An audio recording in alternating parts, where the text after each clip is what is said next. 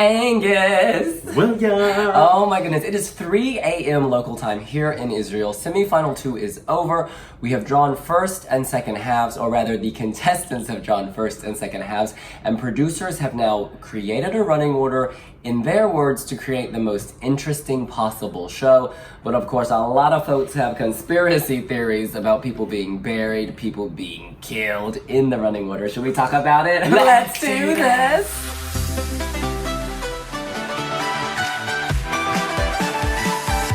First, we're gonna quickly read you the running order. First up is Malta, followed by Albania, the Czech Republic, Germany, Russia, Denmark, San Marino, and North Macedonia. Then Sweden, Slovenia, Cyprus, Netherlands, Greece, Israel, Norway, and the United Kingdom. And then taking us home in 17th, it's Iceland, Estonia, Belarus, Azerbaijan, France, Italy, Serbia, Switzerland, Australia, and Spain.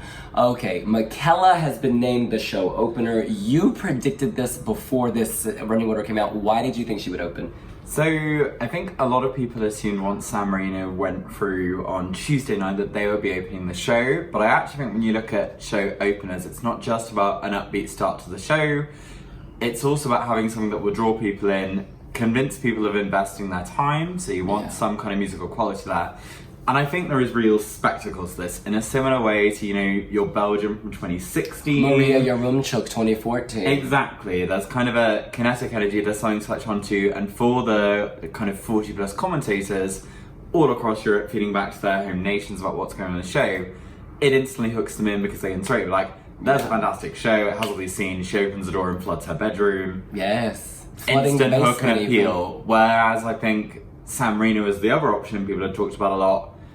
Serhat's disconness, while it has appeal and some kitsch, not necessarily the slam dunk punch in the face, pay attention to me, that Michela provides. I think producers are obsessed with showing the show as contemporary and young to keep young audiences, and Michela, the girl next door, perfect opener. Now on the other end of this is Spain, closing the show in 26. Yes. I think this is pretty obvious why. Very upbeat, very feel good, will take people into the interval and make them want to stick around, to vote, to keep watching the show. It's not always a good thing. If I recall, was it Molly Smitten Downs who went 26? In 2014. Yeah, she went last and the result was middling, so it doesn't guarantee anything, but certainly it's a vote in confidence from producers. Yes, exactly, and for every Molly Smitten Downs, there's an Il Volo who won the televote in 2015 and I believe came sixth with the jury. OMG, I love that. Yes.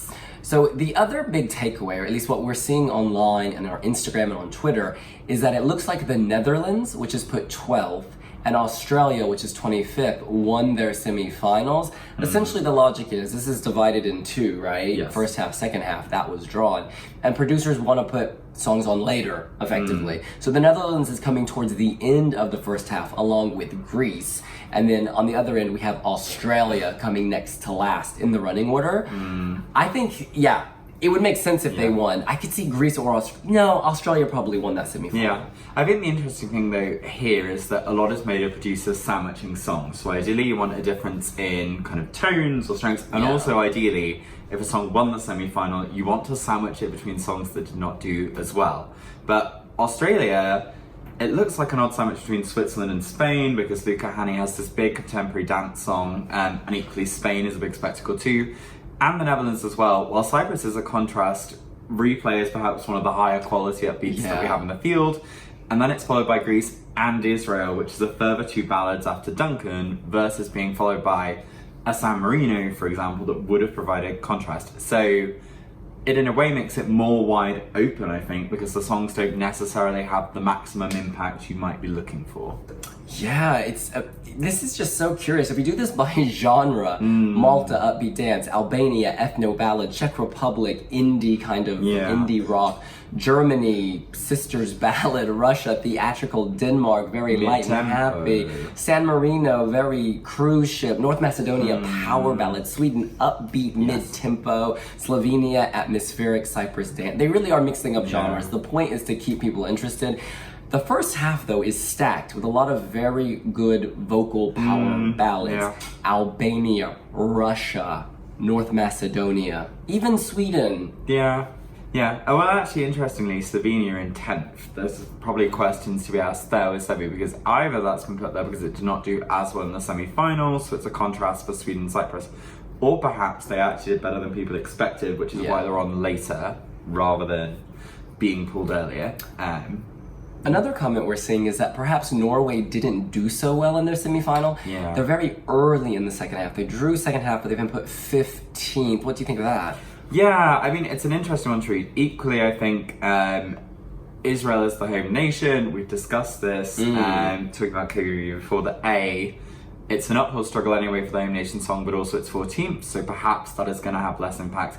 And then with the United Kingdom afterwards, as we're aware, the UK often struggles during votes, and visually, as we said in rehearsals, while Michael sounds great and sells the song as best he can, performance-wise, his team have not necessarily given him a lot to work with visually. So it could be that Norway is there because it's a nice contrast, or it's been put earlier because they did not do as well. And when you look at people like Azerbaijan, who are on later from the same semi-final, and Switzerland as well, questions to be asked about, did they do better in the semi-final, which is why they've warranted a later slot. Very interesting. Iceland in 17th. Yes. This, of course, is the spot who Maria Sorofovic. And Lordi. A lot of winners in spot 17. Iceland has had so much momentum. They're getting a lot of press coverage. Their semi-final performance was amazing. So producers, you could have stuck this anywhere. It was going to stand out. Yes. So then it becomes a question of maybe not tampering or meddling, but putting it in a good spot. If you know 17 is well received. Yeah. And I also wonder with this, if perhaps the reason the order is not as kind of sandwichy as usual is actually producers want a really tight, intense voting sequence rather than perhaps elevating it and having a runaway winner. Because I think the whole narrative leading into this contest has been that it is the Netherlands year and Duncan Laurence is going to take it. This running order perhaps makes it more open. When I see this, my eyes go to Australia. It really goes to Australia. Coming next to last, visually there's nothing like this in this competition. It's going to appeal to kiddies who might be in bed by the song time 25 comes on, but also to adults because it's so vocally impressive. Her odds are also narrowing, by the way. Her odds are narrowing significantly. She's all blue. The Netherlands is also all blue. They are the two front runners. Netherlands way ahead. It's really curious. Yeah, it's going to be a tense one to watch. In any case, that's what we think. What do you think? What are your first impressions of the Eurovision 2019 Grand Final running order? Who do you think producers are favoring? Or is this really just a matter of keeping the show interesting? Let us know here on Louis Vlogs. Make sure to subscribe to the channel, give us a like, in the comments let us know what you think, and hit that notification bell. We'll see you later. Bye! My heritage. Oh, we ain't done, y'all. We ain't done. We have got to tell you, no matter what order of birth you came in your family, you can learn more about your family history with My Heritage DNA. We'll see you later. Bye!